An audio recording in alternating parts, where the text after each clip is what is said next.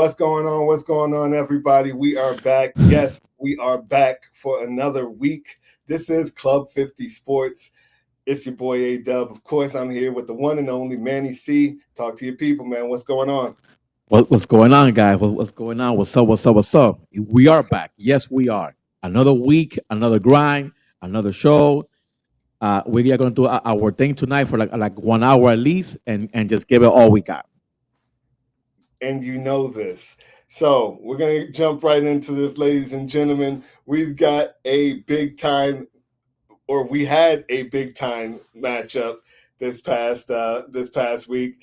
The Bills came back against the Dolphins in momentum changing fashion with the punt return, and they beat the Dolphins 21-14 at the Hard Rock. Manny, I want to know your thoughts about the game, but I also want to know whether or not you feel like this Dolphins Super Bowl aspirations have sunk.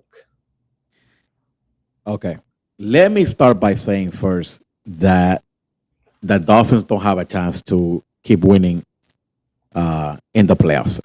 Um, I'm going to tell you why, because I have never seen this team so depleted in my lifetime. Watching for 30 years, I have never seen this many injuries on both sides of the ball. You have a multitude of starters out on both sides of the ball. By the way, these are not just starters. Like these are Pro Bowl caliber players that are not playing.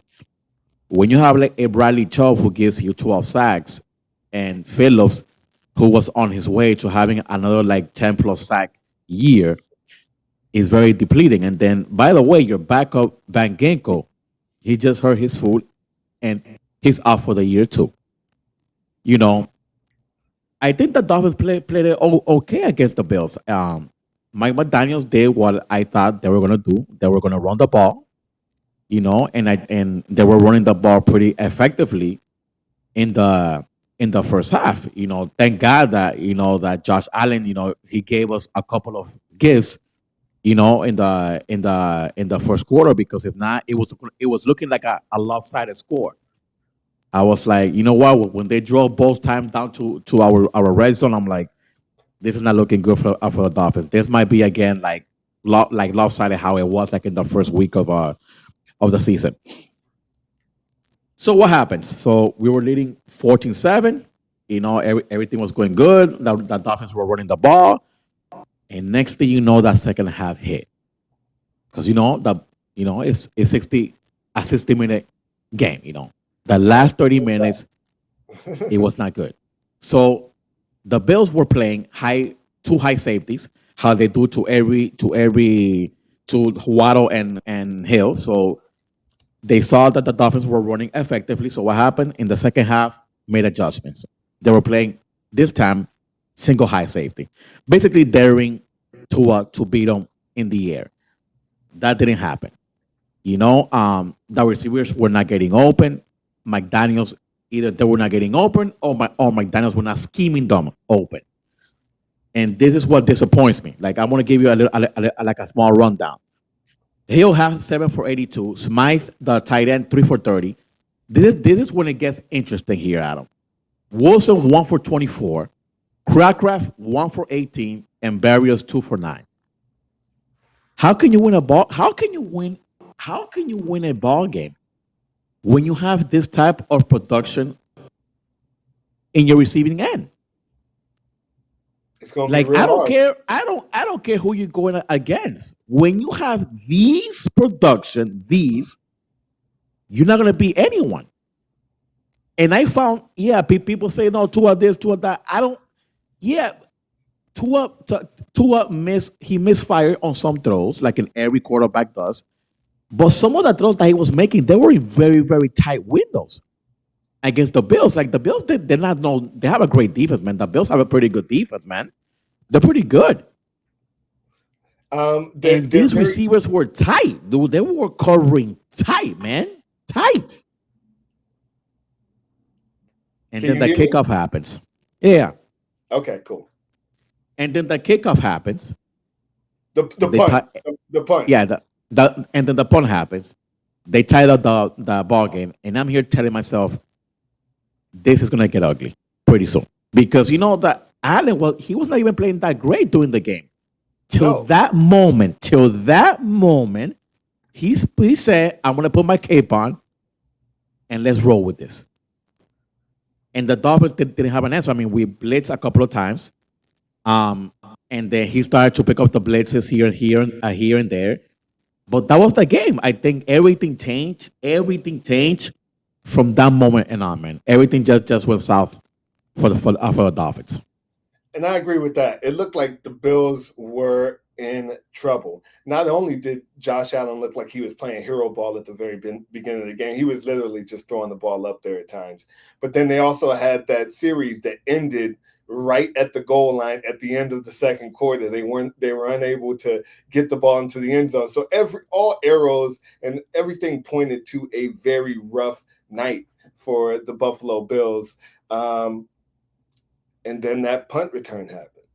And I remember texting you and Mauricio in our little chat, and I was like, "Hey, man, this might be a momentum changer." And it sure was. That's exactly what it ended up being. At that point, Josh Allen was given a new life, and all he had to go out there and do was just score one more touchdown because, like you stated, the Dolphins' offense just looked stagnant. It didn't for a guy who these receivers are not getting open. They're not getting open. For a guy who kind of puts his staple on the offensive end, Mike McDaniel seems to have a little bit of trouble with that. Not to say, again, we already understand Waddle was out, Mostert was out. Like, he's missing a lot of his players, but you still have to scheme other players in and try to get the ball in their hands. It can't just all be on Tua. Tua hasn't shown himself to be that guy yet, but you got to get the ball in these playmakers' hands. And they just failed to do that, and they let the Buffalo Bills get away with one, to be quite honest with you, because this is as bad as the Bills have looked in some time over the past few weeks. The Bills have been playing really well. Raggedy. It looked raggedy. It looked raggedy. Yes, and I'm here thinking, I'm like, maybe we might snatch that division for once from these people. But my friend, it was not good, man. It was just not good. Not good. I thought you guys had a really solid chance. The Buffalo Bills have won the last 4 division titles. That's correct. Since Tom Brady exited the AFC East, Josh Allen has kind of put his stamp on there and said, "This is my division now." And I thought that this year might be the year that the Dolphins could have overcome it. But again, a lot of injuries over the season. Not saying that the Buffalo Bills haven't had theirs, but Dolphins go to Arrowhead this week, so we'll see how that goes. We'll make some picks at the end of the show, as we always do, of course. All right, so the Texans win. This has been a Cinderella team since the very beginning. You're talking second overall pick. Mr. C.J. Stroud is out there, and he is looking like a seasoned veteran. I'm not sure when the last time a rookie quarterback has led his team to the playoffs in his rookie season and looked this good doing it. I'm not talking like riding on the coattails of a defense or riding on a great running game. I'm talking this kid led this team. And I'm not sure when the last time we've seen something like that. Maybe it was Cam, or I don't even know if Cam made it to the playoffs his rookie season. But let's just get into the question at this point. This is their first division, the first time they've won the division since 2019. Do the Texans have a legitimate shot at winning it all this season? Is that too far-fetched? Is that outside of the realm of possibilities? In your mind. Oh, man, Mr. Wolf. That's a tough time. Man, I really like this team a lot, man. I really like DeMeco Ryans. I think that he should be coach of the year, hands down. I think he needs to be considered to be that guy this year to win the head coach of the year. Because my friend, if I was to tell the subscribers here that I thought, I was probably thinking, man, they're not going to win no more than 5 games. Yeah, no, but I don't think guarantee. I don't think no one picked this team. I thought they were going to be a top 5 pick in this year's NFL draft. That's what I thought. That was my opinion. I'm like, okay, they're gonna drop pretty high, and they might get like a Marvin Harrison Jr. It was the opposite, man. It was the opposite, man. It's amazing what this Houston Texans team has done the past month. And mind you that CJ Stroud was injured for a couple of games here and there. He was nicked up. I think it was a 2 or 3 games that he got nicked Yeah, up. I think their backup is CJ Beathard or something like that. I forget Yeah, who they yeah. have. But let me tell you, man, I think the Colts have had every chance to win this ball game. Man, Jonathan Taylor rushed. He got 30 carries for 188, man, and it was looking like the Colts were going to win this. And Minshew had a bad game, 13 for 24 for 141, not good. Yeah, Compared to that's CJ Stroud, who missed like 6 passes, he went 20 for 26 for 264 and 2 scores. I mean, he was in the opposite. He looked like a franchise player, himself. I think the one thing that really got me is I always say this, man. You live and die with your best players. Late in the ball game, they had a they had a 4th and 1. If you convert, you keep that game going, and you were already deep down in the red zone. Had I been Steichen, I would have given the ball to Jonathan Taylor. And guess what? If he gets stuffed, he gets stuffed. But ever since I was a little kid, you live and you die by your great players. It's as simple as it is. If your running back is the best player on the offense, which he is, in my opinion, there's no reason why Shane Steichen chose to give Gardner Minshew the ball. I was very disappointed because, to be honest with you, like I did pick the Colts to win this ball game, and they had a great chance. But let me tell you, man, this kid Nico Collins, man, 9 receptions for 195, man. I mean, this dude came to play. that He, kid is he good. he just came to play, my friend. He came to play, and he showed up. He showed up in the most important game of the season. He came to play. He That's just that, came to play. that's what you got to do. I will say this: we criticized Pete Carroll in the Super Bowl against the New England Patriots when they were on the goal line, and you don't give it to beast mode in that situation. You decide to throw a quick slant, and we all know how that ended up. Tom Brady got himself another ring. Correct. Right there on the precipice of the goal line, you've got to be able to get that into and again, your best option, even with the Seattle team, we understand who Marshawn Lynch was, and we He all was understand. gashing. He was gashing the Patriots that night, gashing them, and I mean gashing them. And And the you ball. get to the, and you get to like that goal line, and next thing you say, I'm gonna get the ball to Russell Wilson so he can throw it. That's where Pete Carroll messed up, and he should have had not one but 2 rings. And guess Correct. what? He will retire, and when he does retire, it will be with 1 ring.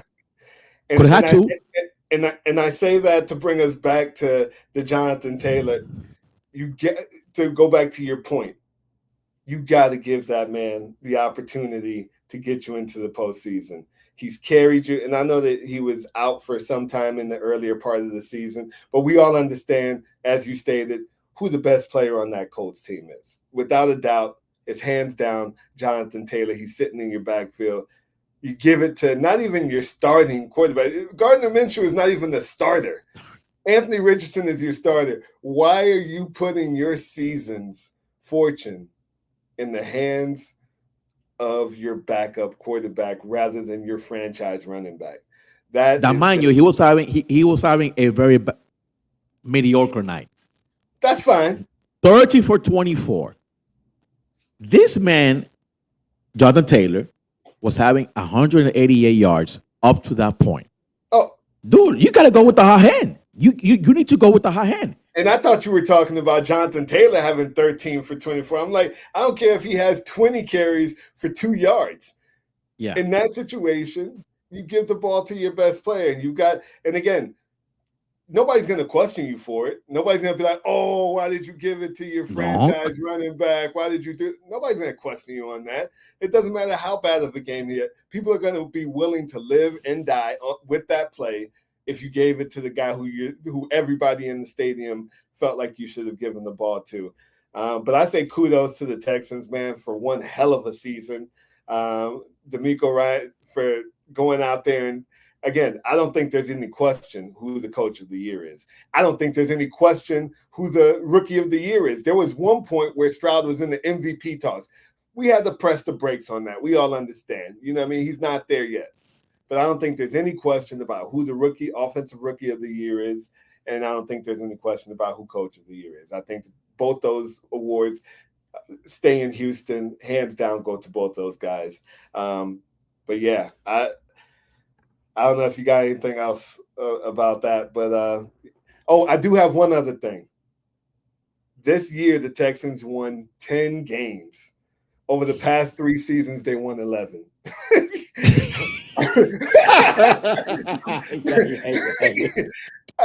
They went 3-13-1 last year. Oh my Lord. They went 4-12 the 2 years before that, or something like that. But the thing is, Adam, based on what you're saying, based on this trend, we as NFL fans thought that the trend was going to keep continuing. Because I was thinking, because everybody, new quarterback, new coach, new schemes. I'm here thinking maybe 6 games. I was going to give them two more games. Yeah. But I thought they were still going to be a top 10 team drafting in the draft. Absolutely. I still went and I go by my thoughts and my gut feeling that was what if was going to happen. Well, it didn't happen. You know what? That's why Chris Berman, that guy that we love so much, that's why they play the game. Yep. You know, and that's what happened. What a great season for the Texans. Kudos to them. Good job. Oh, yeah. Good job for them. So now we've got Mr. Caleb Williams. He's on the clock. He's in the green room already. He's waiting to see who's going to select him. His college career is over at this point. Now the question is, the Chicago Bears have a huge decision to make. That's correct. This is a big decision. This is franchise changing. We always talk about how these picks can either set back a franchise or set you up for long-term success. So you see the question. I'm going to read the question. Is Caleb Williams a better option moving forward for the Bears? Where would you go if you had this number 1 pick? Where are you going? If I was the GM of the Bears, Ryan Poles, I think that's his name, I'm drafting Caleb Williams. And I'm trading away Justin Fields. He does have some trade value. You know, I would take like a second round pick would be a pretty good value for the kid. I haven't seen, Adam, that it factor like some of these quarterbacks have, like a Justin Herbert who looked pretty good, like his past. They had like his first 2 seasons in the NFL. It seems like Justin Fields gets better late in the season, like in December. He starts to figure things out too late when basically the season is over for the Bears. It's a trend. It's a trend. Last season, it was the same thing. He got hot late in the season, and then again he reverted back to himself, and he was like, you know what? I'm gonna start out slow again. And next thing you know, I'm gonna get hot. No.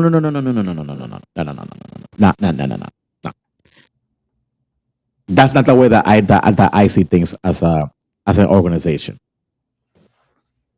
He's just not. I don't think he's right now.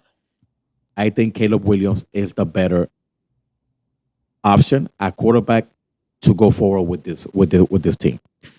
He looks like Patrick Mahomes. He scrambles very accurate with the ball. He makes pretty good decisions. Don't get me wrong, like Caleb Williams. I mean, I know that people will say, "Oh, boy, he was not like in the college playoffs," but it's the ultimate team sport. USC's defense is garbage. But don't get me wrong, like Caleb Williams was putting up 30 points a lot of games, like most of his games in like this past season, he was putting up more than 25 points a game. Hey, if my opinion, if you put 25 points, 27, 28, 30, you might have a chance to win the ball game. But his defense is so bad, it is so bad that the DC even got fired of USC.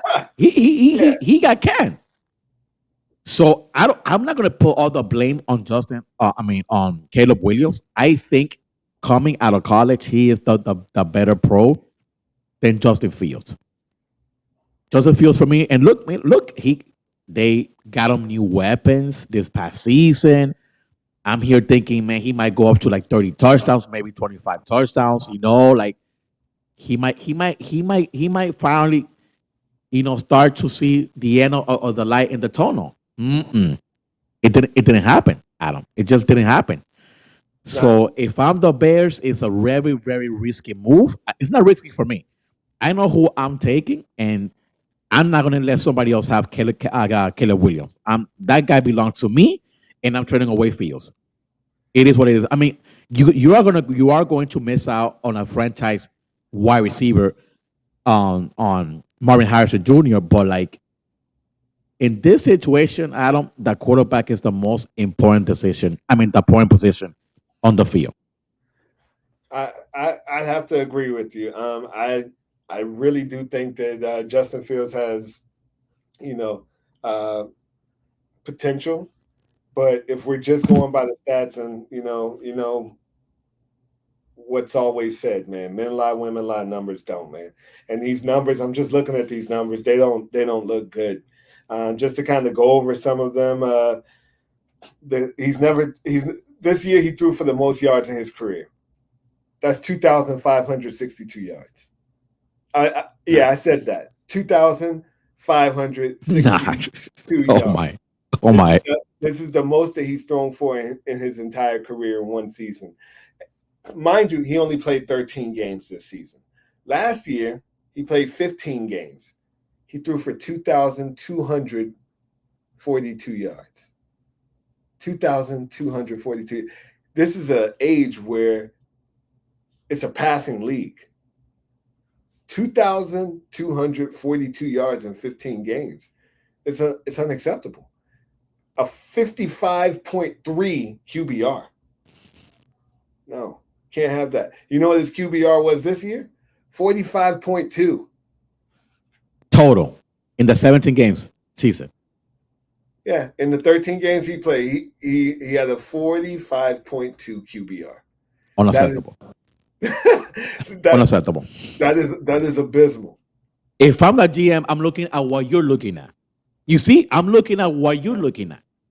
And I'm hoping that every Bears fan is on the bandwagon of what you're looking at and what I'm looking at and what I saw when I saw him play. I mean, he just doesn't have it. Like I don't think he has it. He's very slow at processing defenses. And for me, if you are slow by the third year and you still like trying to process things, I'm so sorry.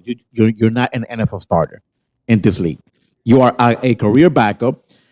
I think he does deserve a chance to go to a different team, maybe with a different scenery, different coaching, different schemes. They might do something more to accommodate his play. Yeah, But again, we have to find out. We need to find out what's going to happen because again, I mean, the Falcons might be interested. You never know. yeah.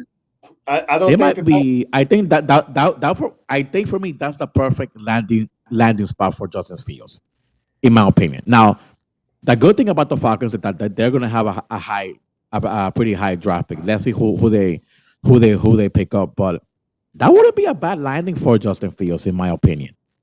it's a win-win situation. You know, the Bears can ask for a second round pick, second. I want to say second and a fourth, and you draft your franchise quarterback. By all means, you go ahead and you draft your franchise quarterback. I And will, and I will say this. Sorry to cut you off. yeah, 7, 17, and 16. That's what he's thrown for touchdowns over the past 3 years. Um, less than 40 touchdowns in 3 years. I earlier in the season, I said give the kid a chance. In all honesty, I don't think that you can really make it with numbers like that. I don't think that you can make it with a 2,500-yard passer. CJ Stroud had 4,100 yards passing this year. His rookie campaign, 4,100. He almost doubled what and he he was. does and he doesn't have Moody, right? Moody, that guy from the Bears. No, well, he has DJ Moore. There you go, DJ Moore. There you go. That Yeah, is who I meant to yeah. say. DJ Moore. Fields has weapons out there. He has Komet as his tight end. He's got some guys to throw to. It just doesn't. He's just not panning out. If you can't throw for over 3,000 yards in this league, passing league, in this passing age. I mean, if we were playing maybe in the 80s, maybe that's correct. 90s, hey, that's good numbers. Those become good numbers. But now, Adam, it's like you say, 3,500. I'm gonna go as far as saying the average. The average starter today needs to throw for 3,500 yards and 25 touchdowns. In my opinion.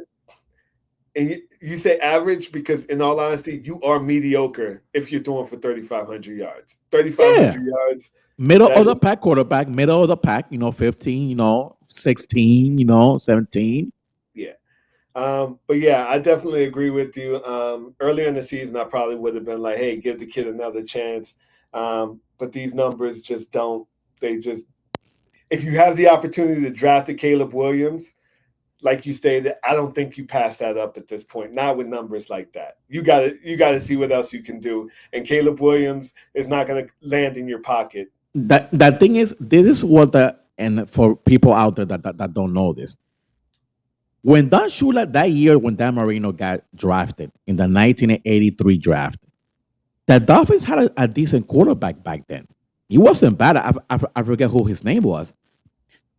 But Don Shula saw something in this dude out of Pitt that he told himself, I want to upgrade that position. And I think this kid has the tools to keep our franchise afloat for the next decade and a half. My thing is with Caleb Williams, I think he is a notch better than Justin Fields. It's just, in my opinion. Hey, listen, all I can say is this. He can't be worse. These numbers right here, he cannot be worse. He can't be. That was my only defense of Justin Fields, was that, hey, this kid has potential.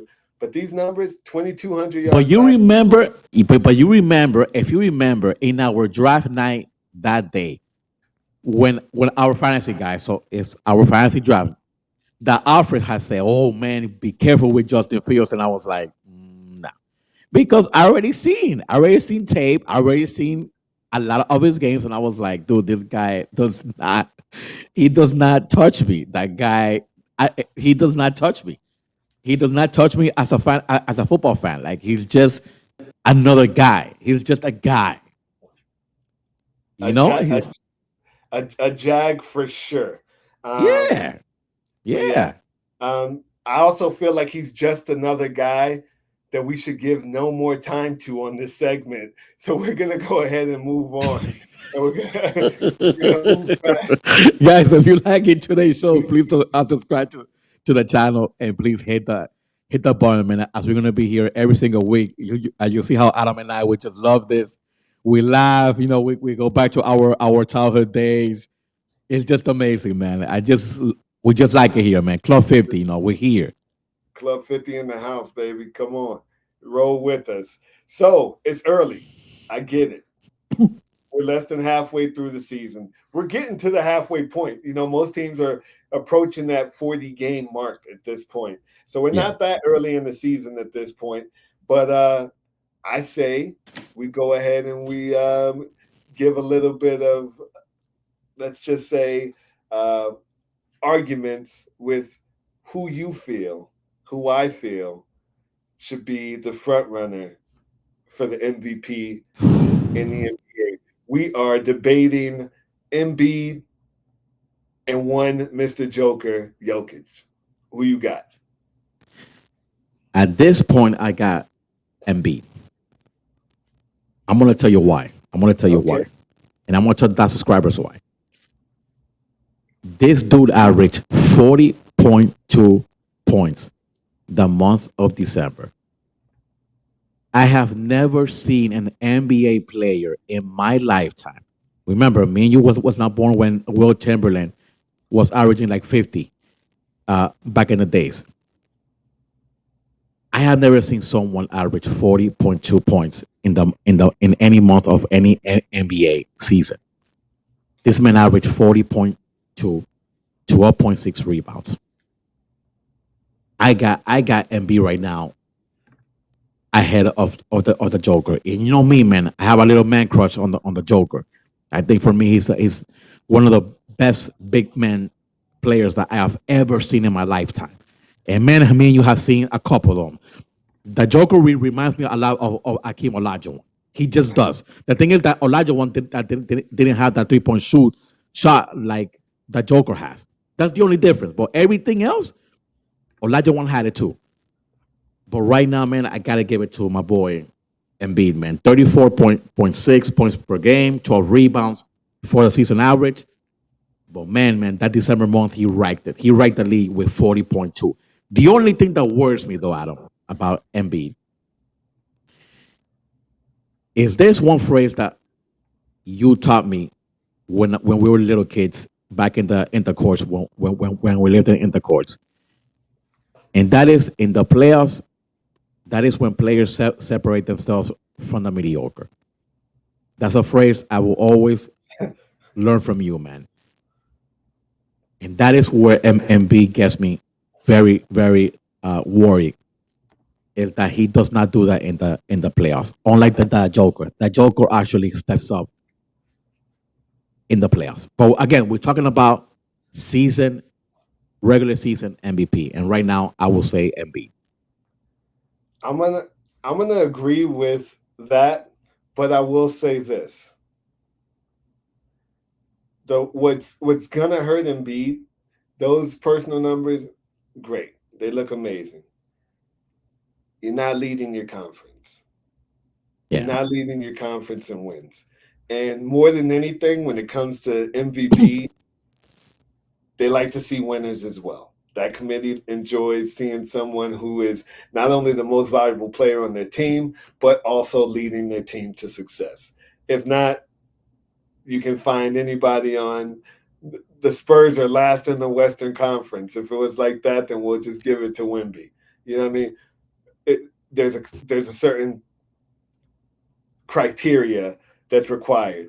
Right now, the Nuggets also have a better record than the right. Philadelphia 76ers.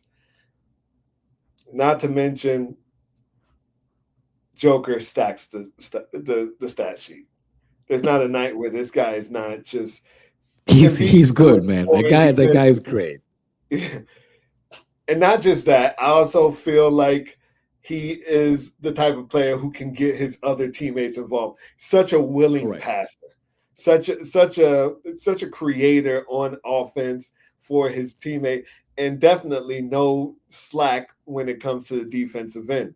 He'll block his shots. He's a presence down there, down low. I just feel, and even though Embiid had a one heck of a December, I still give this to the To the Joker Joker. just because he Don't get me stacks wrong, man. the The stat Joker sheet. had a week there in December where in a span of 4 games he missed like 5 shots. Now you tell me how many people in a span of 4 games miss like 5 shots. And by the way, he had like an 88.6% shooting Yeah, in those 4 games. That guy is just amazing, yo. I'm The gonna tell you Joker's this no right now. he ain't no joke, yo. Joker's no joke. I'll tell you I, that much. I'm gonna tell you this: the guy could score 50 every night if he wanted to. I'm gonna Oh be honest yeah, with oh yeah, you. hands if down. you That guy if is you that wanted good. if he wanted to be selfish, he could score 50 every night. I truly feel that way. He is an unmovable, unstoppable force. The I don't think we've seen anything like it since Shaq. To be quite I'm honest with telling you, you, I tell you, he has I more do have a finesse. man crush on this man. I told you that I have a man crush, and the subscribers will know during the season that I have a man crush with this man. This man is just great. He's a great. I remember last year in the finals, whenever this man got close to the rim, it was a guarantee going in. It was just the layup, the hook shot. It was just going in. I'm like, dude, he just cannot miss a shot. He cannot miss, dude. He just cannot miss. Yeah. And I'm like, that he don't have a chance, man. And you know me, we are big Heat fans, but we already knew, man, in that first game against Denver, guys, our subscribers out there, we already knew that Joker had us. He had us. Great passer, great shooter, great paint protector. That guy has it all, man. The whole repertoire he has. Yeah, he checks every box. He checks Oh every yeah, box. And I have not seen a player who does that in a very long time. When it comes to size, when it comes to scoring ability, when it comes to, even he's great moving without the ball as well. He, setting pick and pins. roll. He works great too with the pick and roll. The dude, Great. eh, I've never seen such a flawless player. Because even with Shaq, you're like, okay, you know what? If you foul him, you send him to the line, he can't make free throws. This guy makes free throws too. He makes 3-pointers. What doesn't he do? He checks. He The checks. other day, but the other day he hit the game winner. It was like a 35-foot shot Yeah, to off the win against the Warriors to beat them. I'm like, off the backboard. The dude is gold. He's gold. I oh, do. I that cannot. Nuggets hit gold. That guy who went to draft him, sorry, that guy that went to recruit him. I don't know where he went. I mean, he went to Europe because it sure wasn't here in the He states. must have. He must have went to the mountains. He must have He went high must up. have gone somewhere where it's very remote, and he said he came back and he said, "I got someone. I got someone that is going to change this franchise for forever." And guess what? He got him because he's still young, and that guy is still young. He's I don't I, he's still young. That guy, psh, I don't. I it's don't fight. incredible, man. I don't fight. I don't fight you with your MB pick. To be quite honest with you, I don't fight you with your MB pick. He's having a great season. Again, like you said, 34 points a game. I'm not gonna. I'll repeat myself. Jokic could score 50 if he wanted to. The guy's Yeah, almost averaging a triple double. Almost averaging. He averages 9.2 assists per game. yeah, yeah. He's up to That hit more than MB for sure. More that because I think MB gets yeah, like yeah, six and six. Embiid is at 6. You know what I mean? Yeah, It's not bad. But this dude is averaging 30. He's averaging 25.5 points, 11.8 rebounds, and 9.2 assists a game. The dude's pulling a Jason Kidd, but Jason Kidd was only averaging like 11 points a game. This dude's putting up yeah, 25. yeah, This dude's yeah. putting up almost 12 rebounds a game and almost 10 assists. The impacts, but again, I don't fight you on the Joel Embiid. I think he's also very deserving of it. He's playing his behind off. And in all honesty, I don't think that you could really go wrong with either of these picks. I think both of them are extremely deserving. And big men that we haven't seen play like this in some time because Joel Embiid can also hit the 3-pointer. Yeah, So yeah, their franchises definitely landed on two monumental picks. I'm hoping one day the Heat can land on a cornerstone that can do all of the things that they do: rebound, score, shoot the three, and yeah. just be a mountain in the middle. like these two guys, Philadelphia and the Nuggets. They're set. They're set. No, yeah, man. Those are two whales, two big whales. Yeah, One that's for hundred sure. percent. 100%. All right, so moving on. Um, I don't think that this is gonna happen. There were some talks of the possibility of maybe Klay Thompson being moved, maybe to the Lakers, maybe somewhere else. The front office for the Golden State Warriors has said that they are not planning on moving anybody. But we also know that front offices do what? Lie. They lie. They don't always tell us the truth. So the question here, again, always on the screen, should the Warriors shake up this current roster? Like, does this roster have any chance of making any splash in the playoffs? No, no. I think their time already went, and they already had the run already, Adam. They already had the real dynasty. You know, they won four, and their best bet is to start stripping a little bit the roster. And again, I would trade Clay to the Lakers. You know, try and get some picks. Try and get probably D'Angelo Russell with Austin Reeves. You know, get a little bit younger uh, there because this roster is old, Adam. They're already almost in their mid 30s, almost all of them. Where are you going? You know, you got Denver. You got now Kawhi stepping up now in the Clippers. You got always the Kings, who are very young core of players. This team is not going anywhere, my friend, unless they trade for a whale, which I don't highly doubt that that's not going to happen. The Warriors are not going to trade for a whale because they don't have the trading tools to trade for anyone these days. Yeah, No one. they don't have the capital. They don't have the capital to trade for no one, and they're already maxed out when it comes to payroll. They're already maxed out big time, and I mean big time. They're already paying luxury tax too. Not gonna happen. Not gonna happen. Their best bet is to trade Klay Thompson. I would like it to go to the Lakers because I think LeBron James does well when he has shooters with him. You know, with his days back with the Heat, that he had pretty good shooters with the Cavs, like in the second go around that they won a title. I think Clay will be good in the Lakers, man. I think he will do better, a little bit better in the Lakers. But the Golden State Warriors, man, I think I feel bad to say this, man, but I don't think that their time has ended. I think they're not gonna go anywhere, man, this year. That's not gonna happen. Just not gonna happen. I They are a playing tournament though. They might play for like a playing tournament, but like to get one of those seats and remember like that the Thunder now are doing pretty good these days too. Yeah, I don't see that happening for them. They're 17-19 right now. They're 12th in the West. I don't even see a play. I don't even see a play-in future for them. The only ones who have a Oh, worse record than they do are the Grizzlies, the Trailblazers, and the Spurs.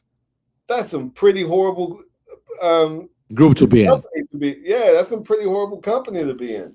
Um, you are literally in the basement of the West. Of course, we've got the Draymond issues. Of course, we've got all of those things. It goes back to the whole punch that Draymond threw, with his teammate um, Jordan Poole, and yeah, I think it's just time for them to understand that the Timberwolves are coming up. The the Nuggets are here. Oklahoma, the Yeah, Clippers, the the Kings, Nuggets are here to they don't stay. stand a chance. The only way that they can really get back into this is by understanding that at this point it's time to revamp, and if not, you're only extending your drought that you're going to be facing, and it looks like it might be a long one, especially with the whole Draymond Green re-signing the 4-year contract. I'm still unsure of why that happened. Even if you were to trade Steph Curry right now, I don't think you could get a whale for him. What team would give up their best player for Steph Curry A- right now? I Adam, don't no think one is doing that these days. No one. I don't No think that one is doing this thing unless not that for a superstar wants to 36-year-old leave. Steph Curry. Was that You're gonna have to, unless, okay, let's say if a superstar wants to leave, like Kawhi, like that at that time, Kawhi wanted to leave Toronto. Okay, then you trade. I'm so sorry. I'm mixed up. When Kawhi wanted to leave from San Antonio, that they traded for him, it was the 76ers who traded for him. They gave up a mountain of picks for that guy, and no one is going to do that. Like, who's going to give up their future for Stephen Curry, who's 35 years old or 34? One is 34 or 35. 36? There you go. Like, he ain't going nowhere. He ain't going nowhere. Well, yeah, I don't think Golden that State anybody. Warriors, they don't have a chance. They already had their dynasty. They already had their days in the sun, but that sun already has set on that team. It's let's move forward and let's keep going forward. Yeah, They're not it. they're in the shade right now for sure. They're gonna be there for a little bit, especially if they don't mix this up. Clay Thompson should have probably been traded. Maybe a year ago. Um, they're a little bit overdue when it comes to trying to get as much capital or as much return on that investment as they possibly can. These guys, I don't want to call them washed, but they're kind of washed when it comes to like NBA standards. So it's gonna be rough for them to make any moves, which is tough. Also, because that front office has always been pretty good at making the moves at the right time, and they kind of fell asleep at the wheel. Let's just put it that way. They fell asleep at the wheel, and the car is about to crash. Oh yeah. Oh yeah. But since that car is about to crash, on we go. We're moving on to the next thing. And since we were talking about Clay possibly going to the Lakers, what do you think? Are they a playoff team? Are they more of a playoff team if they get Clay, or do you think either way they will be a playoff team or a play-in team, whether they get Clay or not? What's your outlook for the Lakers? I still think they are a playing team, Adam, because you're gonna have to unload some people if you want to get Clay. Maybe a Austin Reeves, maybe a D'Angelo Russell. They both have to go. I'm not sure if this day and age, because Austin Reeves averages like 15.2 points per game. I wouldn't let him go. D'Angelo Russell averages 14.17, but D'Angelo is very inconsistent. I'm not a big fan of D'Angelo. These are probably two pieces, or maybe either or with draft picks that can go either way. Are they still a playing team? Yes, I think they are. I don't think they are a playoff team because just like we spoke about earlier, there's just too much competition out of these days in the Western Conference. The bench players are not good. Hachimura, Vincent, who was a free agent pickup, do it. I believe a lot these days in he culture. 5.4 points Gabe Vincent has been averaging for the Lakers. So I guess he culture is the real deal these days. He has He's not done anything. he's a product of a system. He's a product of a system. And we are finding out with his 5.4 average per game that he is that type of player. Very disappointing, but I think a lot of these people that they picked up during the offseason, they owe James and Davis an apology because these cats are averaging a combined 50 every single night. A combined 50. But Adam, James is 39 years old, man. He cannot carry the Lakers and Davis. They both cannot do it on every single night. It's not going to happen. You need other people to chip in here and there. Like, one day D'Angelo, the other day Austin Reeves, the other day Gabe Vincent, Hachimura, vice versa. I'm not seeing that here, dude. I'm just not seeing that here. They're 18-19. In the last 10 games that the Lakers are 3-7. 3-7. I'm not convinced, Adam. Even if they trade for Klay Thompson, I'm not very convinced that they're going to be a top 5 team in the Western Conference with those squads that they have in the top 5. No, this is not going to happen. They're not Yeah, better than Minnesota. They won't be better than Denver, Clippers. I thought that they're better. Not better than the Kings. No, just don't see it happening. Just don't see it happening. They're 10th right now in the Western Conference, and I don't see them climbing No. any higher than that, to be quite honest with you.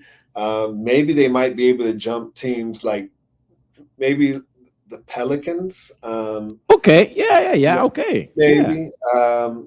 The Rockets currently have a better record than they do. The Suns are 19-18. I expect the Suns, and they're ninth right before the Lakers. I expect them to get better, or you would at least think that this team. So yeah, they'll pick it up. But I don't see them jumping the Kings, the Mavericks, the Clippers, the Nuggets, the Thunder, the Timberwolves. They're not going to do any of that, with or without Klay. But I also would say I wouldn't trade Reeves for Klay. I wouldn't even trade draft. So you would keep him. Yeah, if I was the Lakers for that, no, you would have to give me a really good deal for Klay.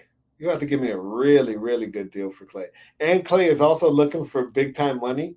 So ultimately, I might be in a contract dispute with him and his agent over how much he wants to get paid, even though he doesn't understand that the sun is set on his career.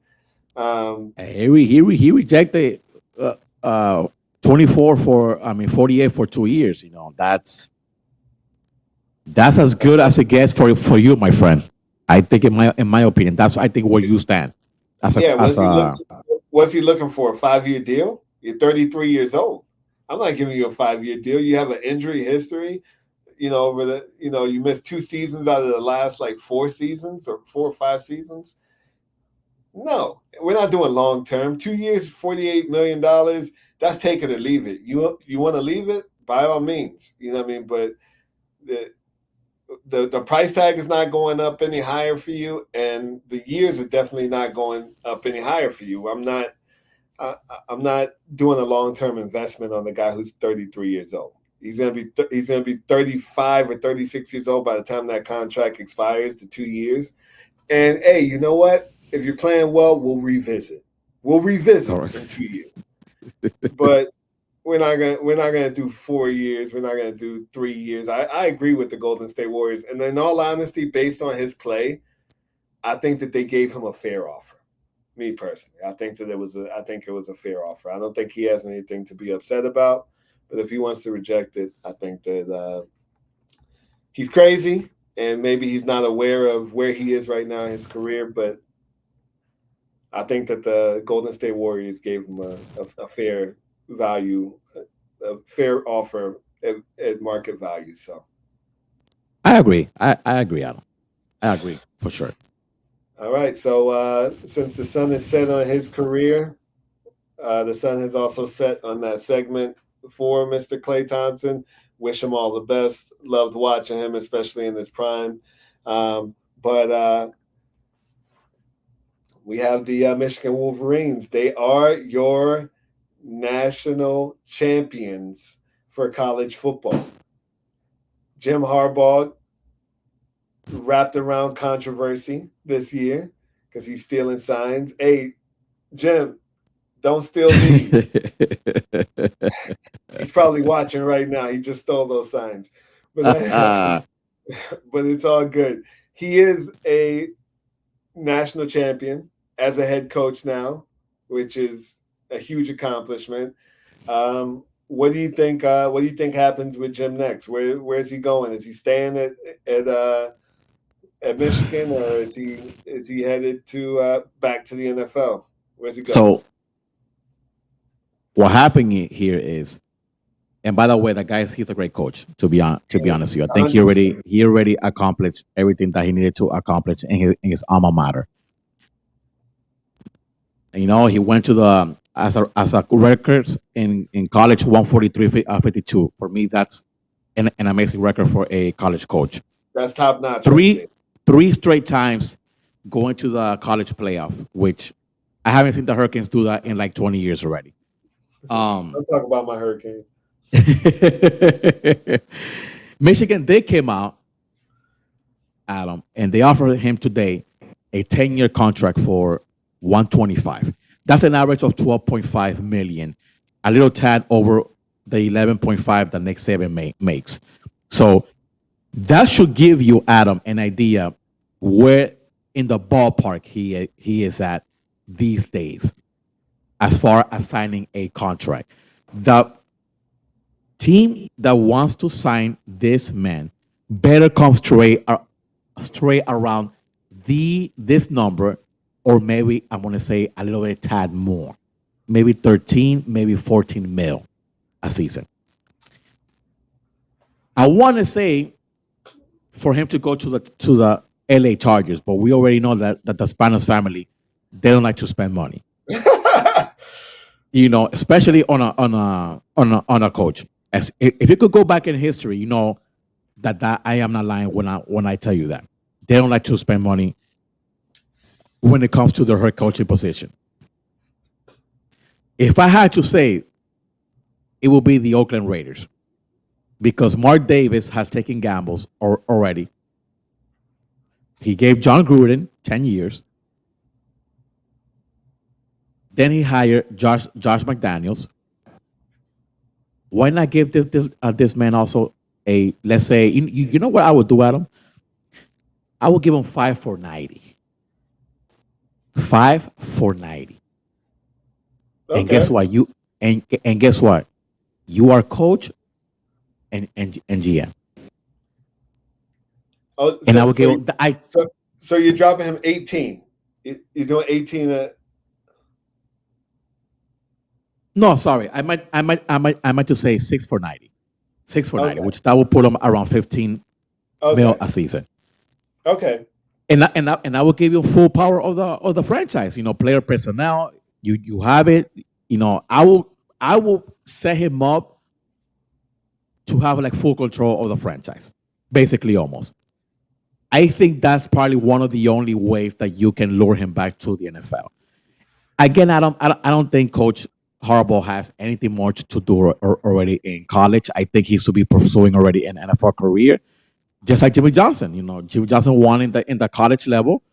He also won in the NFL. Why not come back to the NFL? You know, my thing with him will be I would like him for to go to like a team that has a quarterback in place, but that team does not want to pay up.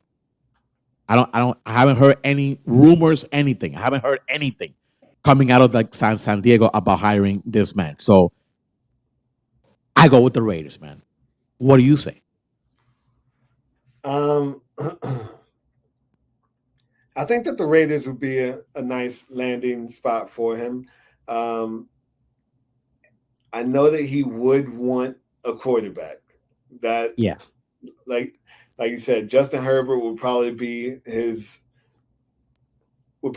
where he would want to go. But we've also seen him do it with less marquee quarterbacks. He's done it with quarterbacks that are not necessarily household names, and he's made them household names. One Colin Kaepernick comes to mind. You know what I mean? Um, was he a NFL quarterback? Um, if he was anywhere else than San Francisco, maybe not. The truth is that if people had that kind of belief in him, I believe that even without the kneeling for the national anthem, if the dude was just a baller, if he was just that guy, trust me, you're going to find a job somewhere else. I think that part of the reason why he didn't find a job, besides the fact that he was blackballed, I know a lot of people may not agree with that statement, but when it came to his quarterbacking, I don't believe that everybody was completely sold that he was not just a system quarterback, that he was not just a guy who fit I well agree. within a system. I If he agree. was this, um, if he was a Patrick Mahomes or whatever. Trust me, he could kneel on the ball if he wanted to. Somebody else would have picked him up. They would not have cared. They would not have cared. I am with you, Adam, 100%. The last year when this happened, he didn't have a good season. By all means, he didn't have a good season.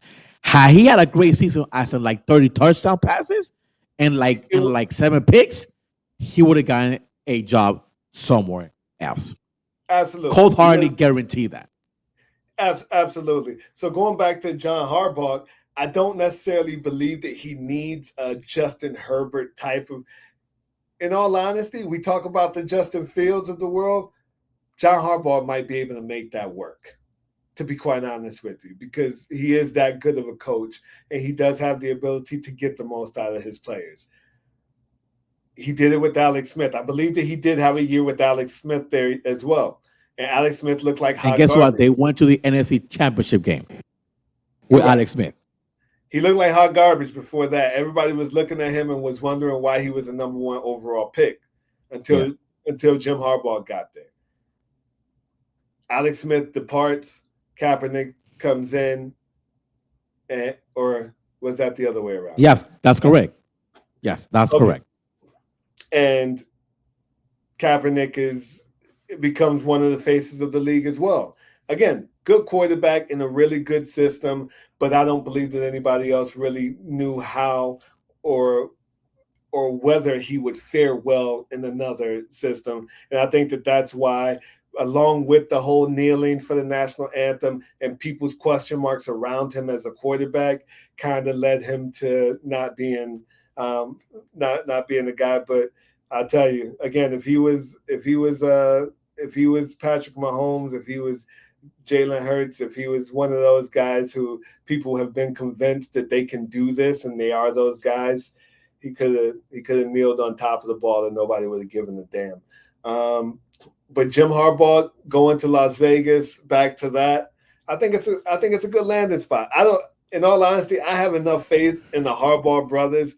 I think that they can go anywhere and coach football. I think that they're just that good. They're that knowledgeable when it comes to the sport of football. They can literally go anywhere, any level. If they come to your Pee Wee League, be careful because they're going to do what Lake Stevens did to us. You know what I mean? They're going to embarrass your babies. They're going to embarrass your babies out there. You know what I mean? They embarrass my babies. You know what I mean? So I don't care what level. Those boys sure know how to coach them, Adam. They sure know how to coach them, my friend. They know they are good, man. They are good, man. Yeah. Any other spot that you think that he might go besides Las Vegas, if it's not that spot, or besides? Yeah, I think I want to say that the Chargers. Like I want to say that the Chargers, Tennessee. They just fired Mike Brable, which I'm going to talk about that on what's on my mind.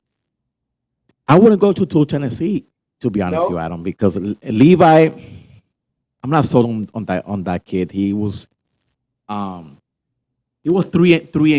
as a starter this past season. I wouldn't go there either. But it's like I say though, they know how to coach.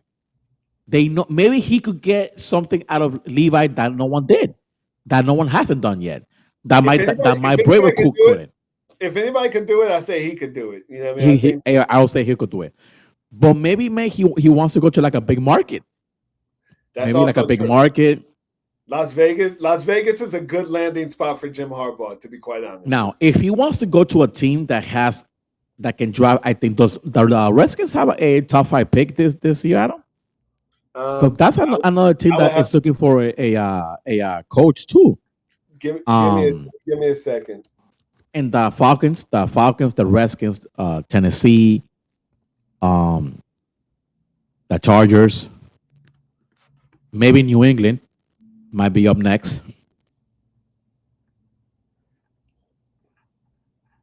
Let's see.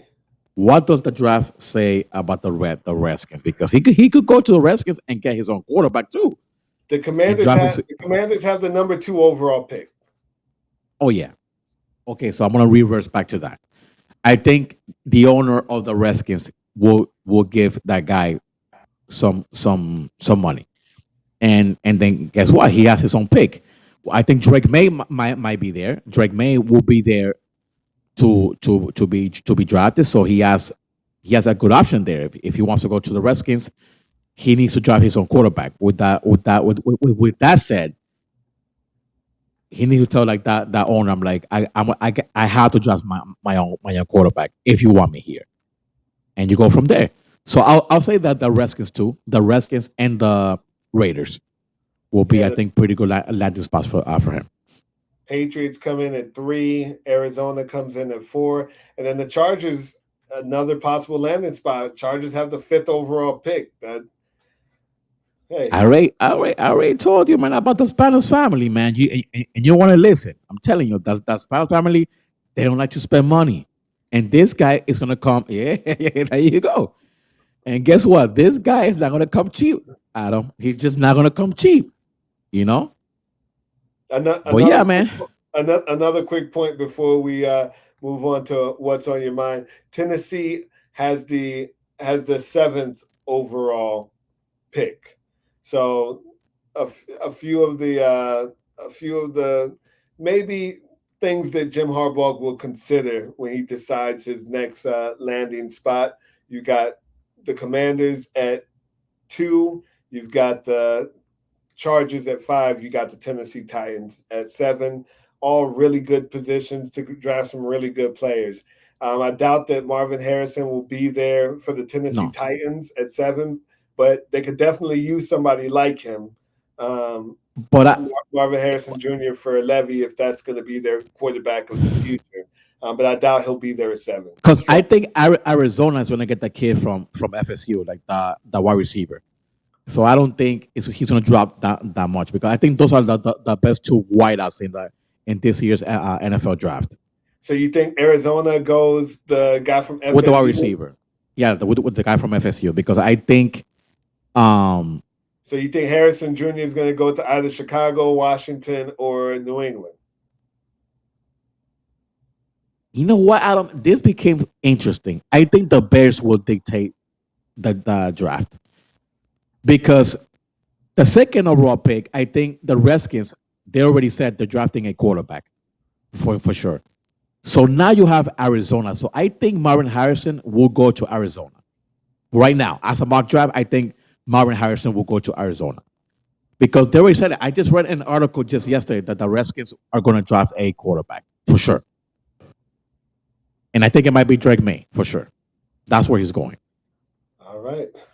So we'll close off for Mr. Jim Harbaugh, and we'll go on to the segment that we do every week. What's on your mind? You already gave us a little sneak peek, a little hint about what you wanted to talk about. Take it away. It's your floor. No, man, I'm just want to talk about Mike Brable and how much I like him. I think he's the only coach in that Belichick tree that has actually panned out. He was with Tennessee from 2018 to 2023. He won a Coach of the Year 2021. The only bad thing is that quarterback play. That quarterback play was not that good the past couple of seasons with Ryan Tannehill and with Levy. This is what I think is going to happen, Adam. Listen to this. I saw Mike Braver sitting in the coaches in a sweet box in Foxborough with Robert Kraft a couple of weeks ago. Oh boy. I'm gonna say it here in this channel, in our channel. I think Mike Braver is gonna be that next New England coach. I think so. I think Mike Bravel is gonna go to New England to be that next head coach. Think New England will let Bill Belichick walk away. That's In my that's opinion. a hot take. You heard it here first. You heard it here first. We will rewind this tape before all the other newscasts and broadcasters say I'm it. gonna be very surprised if this doesn't happen, but this is a likely scenario to happen. I think Robert Kraft wants to go a different way. You know that he's very close with Tom Brady, and we all know how things ended in New England with Brady. And I think Robert Kraft wants like a new voice in the locker room, for New England. And I think Mike Bravo fixed the bill, in my opinion. And I think he'll be good for that franchise. I agree. I didn't see the whole him being in the, but he's a Patriot guy. He's a Patriot He's guy a and Patriot guy. understood. He's a Patriot guy too, and that's why I'm saying that he used to play for them. He won Super Bowls with Robert Kraft, and I think he's a good fit for this franchise. I think he is, because the thing is, Robert Kraft. This is where it's going to come down to, Adam, and people need to know this. Robert Kraft is going to want to strip Belichick of his GM duties. And guess what's going to happen? Bill Belichick is going to say, no way, I'm not going to give up power. This is going to be a power struggle in New England in the next couple of days. And guess what? You know who always wins? The wealthy guy in the skybox, Mr. Robert 100%. Kraft. So Gotta that's where follow I'm going to leave it. We'll see what happens. Gotta follow the money. Gotta follow the money. All right. So, who gets your game ball of the week, my bro? Oh man, I'm gonna go with that kid from the Texas, man. Nico Collins, man. 9 for 195 and a score, man. That's just sickening what he did to the Colts, man. He toasted them. So that's my game ball for the week. All right, my game ball is going to stay in Houston as well. I'm giving it to D'Amico Ryan. I'm giving him a season game ball Okay. for one heck of a job that he did out there. We talked about it earlier in the show. I would not have thought that they would have won this division, even though it's not a difficult division. But winning, 11 games over the past 3 seasons and coming out with a second overall pick, a rookie quarterback, I think that what they did, you just don't see these days in professional sports. So my hat's off to D'Amico Ryan. Definitely gets my game ball. He should also get Coach of the Year, and I think he will. We're not going to do the top NFL teams for now because we're in the postseason. We're in the postseason. That's right. At this point, it's one and done, baby. It don't matter. Yep. It doesn't matter all these weeks. Oh yeah, we were on a 5-game winning streak. Doesn't matter. Doesn't matter. One and done. We don't do series in football. You get one game. You get 60 minutes. Time for you to show out. So we will do the picks for this week. How about that? Let me go ahead and pull that up real quick. Let's see what we got here. Let's see what we got here for Wild Card Weekend. All right, so let's start with Saturday. We got Cleveland. You talked to me about Cleveland. How's your power rankings? Guess what? These guys are going to Houston, a same team that we've been talking about quite a bit as well. Games in Houston. Who you got? Cleveland, Houston. I got the Browns for sure. You got the Browns? Yeah. I'm going Browns as well. Okay. We'll see how Joe Flacco fares, but that defense is going to give Stroud some trouble. Next, we got your Miami Dolphins Saturday at 8 p.m. They are headed to Arrowhead. Who you got? In frigid Arrowhead, I'm going to take the Dolphins by 3 points. It's going to be 13-10 final score. I think Jason Sanders will kick a late field goal to win. I think both teams are struggling majorly on offense. I think Waddle will be back for this game, and Mostert will be back for this game. So I expect the Dolphins to run more at the Rock. Well, they're going to have to. With that cold weather, will be 1 degree in Kansas City on Saturday night. I got the Dolphins. All right. They're tough to beat in Arrowhead. I want the Dolphins to win, but I'm going Chiefs here. Okay. I'm rooting for the Dolphins. I'm rooting for the home team. On Sunday, we got Pittsburgh and Buffalo. I got the Bills. I've also got the Bills. Sunday at 4:30 p.m. we will be heading to Jerry's World. We got the Packers versus the Cowboys. It's gonna be a good game. I got your Cowboys. I do have your Cowboys to win this one I've for got sure. the Cowboys as well. This one's gonna be a pretty good one. This next one we're talking about Sunday at 8 p.m. We got the Rams, who we talked about last week, against the Lions. They're in the Motown City. This is gonna be a good one. Hmm. Cooper Cup, you got Puka Nakua, you got Kyron Williams going up against Goff, going Oh against man, I'm Amon gonna tell you like Ra. this. I'm gonna tell you like this, Adam. I got the Rams.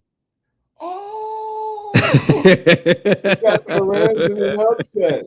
Oh yeah, this will be an upset of the week. My upset of the week because something always goes down. This will be the upset of the week in the NFL. I'm gonna go with the home team. I do think that the Rams have a really good chance to win this game, but I'm gonna go with the home team. What's Okay. funny is this is Jared Goff going against his old team, Matthew Stafford going against their old team. Two quarterbacks who were traded for one How another funny that is true. That is true. just a few seasons ago. So our last game here, the struggling Philadelphia Eagles, Oh man, the man, this has reeling been. Eagles Oh my against God, the did they Tampa Bay end the Buccaneers. season in a bad note? Did they end up the season in a bad note? I will pick them to win against the Bucks. I think they will beat the Bucks by a I little got bit. It's going to be a low scoring game. I think it will be a low scoring game because top balls is a pretty good when it comes to the defense. So it's going to be like a two. I'm going to say a 2017 game final score. I'm gonna go. I'm gonna go Eagles as well. I'm Okay, gonna go Eagles as well. Yeah. So I'll go Eagles as well. All right. So ultimately that's that it. will do it. And I forgot to put this up. This that was our it's not that. Why did it whatever. Anyhow, this is what I'm gonna put up. Thank you guys for watching. That is the end of our show this evening. We appreciate y'all. We love y'all. We've had such a great time doing this, and we're going to continue doing this throughout the playoffs and the NBA season. So sit there, grab yourself a snack and something cold to drink. We're here. Talk to your people, Manny. Guys, thank you so much for joining us. Please subscribe to the channel. Hit the like button, please. And it's like Adam said, man. We're gonna be here during the NBA season, a little bit in the summertime. You know how it is. You know how it is. But we'll be here. We're gonna try our best to be here every single week. And just stay tuned for good content to come. We'll be here. All right, my people. Well, thank you all once again. We'll see you next week. Manny, I love you. I'll talk to you soon, brother. All right. So have a good night.